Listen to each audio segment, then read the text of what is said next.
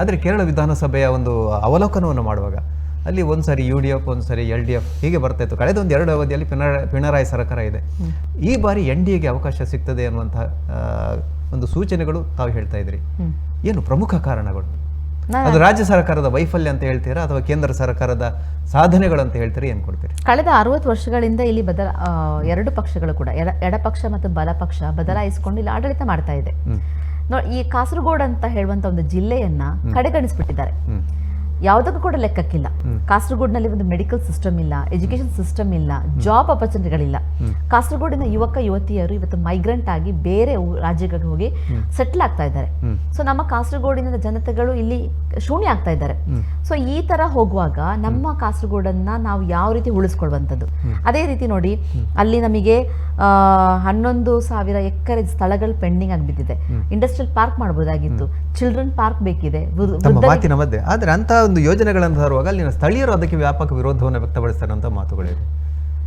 ರಾಜಕಾರಣಿಗಳ ಧೀಶಕ್ತಿ ಅದು ಒಂದು ವಿಚಾರ, ಇಚ್ಛಾಶಕ್ತಿ. ಆದರೆ ಸ್ಥಳೀಯರ ಒಂದು ಅಭಿಪ್ರಾಯ ಕೂಡ ಮುಖ್ಯ ಆಗೋದಿಲ್ಲ ಅಲ್ಲಿ. ಅಲ್ಲ, ಸ್ಥಳೀಯರ ಅಭಿಪ್ರಾಯ ಕೂಡ ಮುಖ್ಯ ಅದರಲ್ಲಿ, ಖಂಡಿತವಾಗ್ಲು ಇಲ್ಲ ಅಂತ ಹೇಳುದಿಲ್ಲ. ಈಗ ನೋಡಿ, ನಮಗೆ ಇಲ್ಲಿ ಒಂದು ಆಪರ್ಚುನಿಟಿ ಸಿಗುದಿಲ್ಲ, ಹಾಗಾಗಿ ಎಲ್ಲರೂ ಕೂಡ ಇಲ್ಲಿಂದ ಹೋಗಿ ಹೊರದೇಶದಲ್ಲಿ ಬಿಸ್ನೆಸ್ ಮಾಡ್ತಾರೆ, ಹೊರ ರಾಜ್ಯಗಳಲ್ಲಿ ಬಿಸ್ನೆಸ್ ಮಾಡ್ತಾರೆ. ಇಲ್ಲಿ ಇನ್ವೆಸ್ಟ್ ಮಾಡಬೇಕು ಅಂತ ಹೇಳಿ ಬಂದರೂ ಕೂಡ ನಮ್ಮ ಗವರ್ಮೆಂಟ್ ಸಪೋರ್ಟ್ ಮಾಡೋದಿಲ್ಲ, ಮೀನ್ಸ್ ಸ್ಟೇಟ್ ಗವರ್ಮೆಂಟ್. ಸೊ ಅವರಿಗೆ ನಾವು ಪೂರಕವಾಗಿ ಸಪೋರ್ಟ್ ಮಾಡಿದ್ರೆ ಮಾತ್ರ ಇಲ್ಲಿ ಏನಾದರೂ ಡೆವಲಪ್ಮೆಂಟ್ ತರಲಿಕ್ಕೆ ಸಾಧ್ಯ ಇರುವಂಥದ್ದು. ಸೊ ಹಾಗಾಗಿ ಸಮಗ್ರ ಕಾಸರಗೋಡಿನ ಡೆವಲಪ್ಮೆಂಟ್ಗೋಸ್ಕರ ಈ ಸಲ ಅದು BJP ಅಭ್ಯರ್ಥಿನ ಗೆಲ್ಲಿಸಿದ್ರೆ ಮಾತ್ರ ಸಾಧ್ಯ ಆಗುವಂಥದ್ದು. ಅದು ಬಿಡಿ, ಈಗ ನೀವು ಅದು ಹೇಳಿದ್ರೆ ಅಲ್ಲಿನ ಲೋಕಲ್ ಪೀಪಲ್ ಇದು ಮಾಡೋದಿಲ್ಲ ಅಂತ ಹೇಳಿ. ನಾವು ಆಯುಷ್ಮಾನ್ ಭಾರತನ ಇಂಪ್ಲಿಮೆಂಟ್ ಮಾಡಿದ್ದೇವೆ ಕೇಂದ್ರ ಸರ್ಕಾರದಿಂದ. ಯಾಕೆ ಅದು ಕೇರಳದಲ್ಲಿ ಇಂಪ್ಲಿಮೆಂಟ್ ಆಗ್ತಾ ಇಲ್ಲ? ಜಲ್ ಜೀವನ್ ಮಿಷನ್ ಎಲ್ಲ ಮನೆಗಳಿಗೂ ಕೂಡ ನಲ್ಲಿ ಮೂಲಕ ನೀರು ಕೊಡಬೇಕು ಅಂತ ಹೇಳುವಂಥದ್ದು. ಅದರಲ್ಲೂ ಕೂಡ ಕಾಸರಗೋಡಿನಲ್ಲಿ 13 ನದಿಗಳಿದೆ. ಆ ನದಿಗಳು ಇಟ್ಟುಕೊಂಡು ಕೂಡ ಆ ಜಲ್ ಜೀವನ್ ಮಿಷನ್ ಫೇಲ್ಯೂರ್ ಆಗಿರುವಂಥದ್ದು. ಸೊ ಕೇಂದ್ರ ಸರ್ಕಾರದಿಂದ ಬಂದಂತಹ ಸ್ಕೀಮ್ಗಳನ್ನು ಕೂಡ ಜಾರಿ ಮಾಡುವಲ್ಲಿ ಫೇಲ್ಯೂರ್ ಆಗಿರುವಂತಹ ಎಡಪಕ್ಷದಿಂದ ನಾವಿನ್ನೇನು ಅವ್ರ ಹತ್ರ ಎಕ್ಸ್ಪೆಕ್ಟ್ ಮಾಡ್ಬೋದು?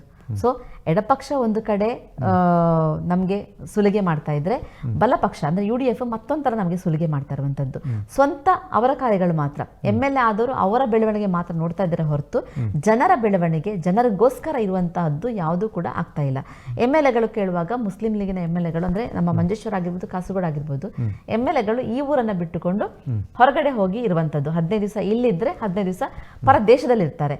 ಸೊ ನಮ್ಗೆ ಸ್ಥಳೀಯರಿಗೆ ಸಿಗದಂತ MLA ಅವಶ್ಯಕತೆ ಇನ್ನು ನಮ್ಮ ಕಾಸರಗೋಡು ಜಿಲ್ಲೆಗೆ ಬೇಡ. ಸಾಕಾಯಿತು ಈ MLAಗಳ ಆಡಳಿತ. ಇನ್ನು ಹೊಸದಾದಂತಹ ಒಂದು MLA ಬರಬೇಕು ಅಂತ ಹೇಳುವಂಥದ್ದು ಜನರ ಆಶಯ.